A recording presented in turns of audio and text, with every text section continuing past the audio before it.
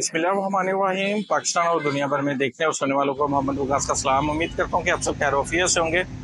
आज मैं डीएचए गुजरांवाला के हवाले से आपको कुछ अपडेट्स दूंगा।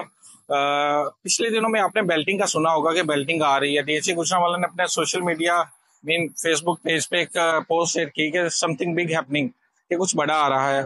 तो सब ने कहा कि बेल्टिंग आ रही है और मैंने भी यही कहा ऑलमोस्ट। तो उसके बाद जब डीएचए गुजरांवाला के सोशल मीडिया प्लेटफॉर्म पे यही पोस्ट शेयर होती है कि विलास का पोजेशन दिया जाएगा 25 मार्च के बाद, लेकिन उस अनाउंसमेंट से पहले डीएचए गुजरांवाला ने एक मैसेज फॉरवर्ड किया अपने फाइल होल्डर्स को कि आप 25 मार्च से पहले पहले अपने ड्यूज क्लियर करें फाइल के रिगार्डिंग, ताकि आपकी फाइल लोकेशन बैलेट में आने के लिए एलिजिबल हो। ठीक है, तो ये मैसेज मुझे एंड यूजर से, अपने क्लाइंट से आया कि ये हमें मैसेजेस आए हैं। तो मैंने कहा ठीक है, हो सकता है कि बेल्टिंग हो जाए।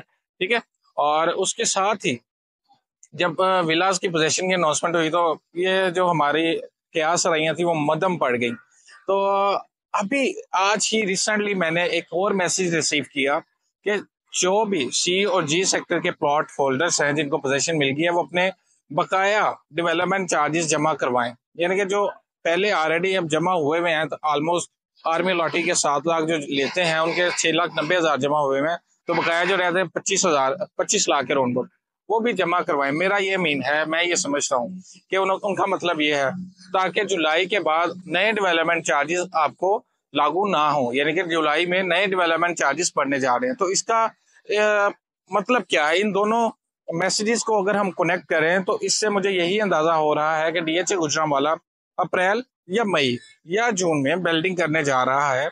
और ये 3 महीने बेल्टिंग के लिहाज से बड़े क्रूशियल है। मेरे ख्याल से जो मई का महीना है वही बेल्टिंग के लिहाज से इम्पोर्टेंट है, वहाँ ही बेल्टिंग हो सकती है, क्योंकि 1-2-1.5 माह का टाइम तो डीएचए गुजरांवाला डेवलपमेंट चार्जेस का देता है। यानी कि आप 2-3 माह में अपनी किस्त जमा करवा लें प्लॉट निकालने के बाद। तो ये 2 चीजें हैं जो साबित कर रही हैं कि हो सकता है कि बेल्टिंग हो जाए। 90 से 95% चांस है, मेरा ये मानना है कि बेल्टिंग होगी। और बेल्टिंग भी गिनती में 8-9 हजार प्लॉट हो सकते हैं, उसमें सेक्टर जे, सेक्टर डी और सेक्टर के 5 मरला के लिहाज से इम्पोर्टेंट है। ठीक है, तो ये चीज थी आज की इम्पोर्टेंट। उसके साथ मैं आपको प्राइसेस के बारे में अपडेट दूं तो डीएचए गुजरांवाला में 5 मरला जो एलोकेशन है वो 25.25 से 25.5 में अवेलेबल होती है, और जो 10 मरला एलोकेशन है वो आपको 41.25 से 41.5 में मिलती है, और जो केनाल एलोकेशन है आपको 69.25 से 69.5 में मिलती है। विलास की पोजीशन से पहले तो थोड़ा सा इंक्रीमेंट आने लगा फाइलों में, मीन फाइल ओनर्स ने होल्ड कर ली फाइल। ठीक है, करनी भी चाहिए क्योंकि इतना सारा वेट किया, प्लॉट नंबर का वेट करना चाहिए कि कैसा लगता है। तो उम्मीद है कि अच्छा ही लगेगा। देखिए, वो तो लक है आपकी कि कहाँ निकलता है आपका, मेन पे आता है, कॉर्नर आता है, नॉर्मल आता है, जहां भी 5 मरला 10 मरला के नाम।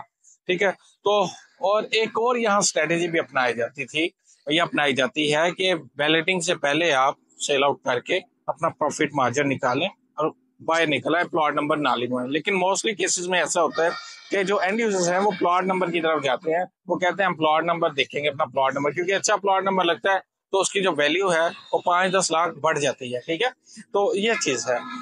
उसके साथ ही विलास में आपको बताऊं, विलास में भी थोड़ा सा इंक्रीमेंट आ रहा है। 5 मरला विला जो है वो आपको 13 से 14 लाख में मिलता है मार्केट में।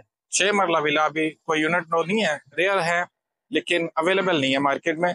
24 से 25 लाख ओन वहां डिमांड की जाती है। और जो 10 मरला विला का रेट है सेल परचेज होने वाला वो 30 से 32 लाख है। ठीक है, और आस्किंग जो है वो 35 ही करते हैं। तो ये था जी आज का हमारा टॉपिक।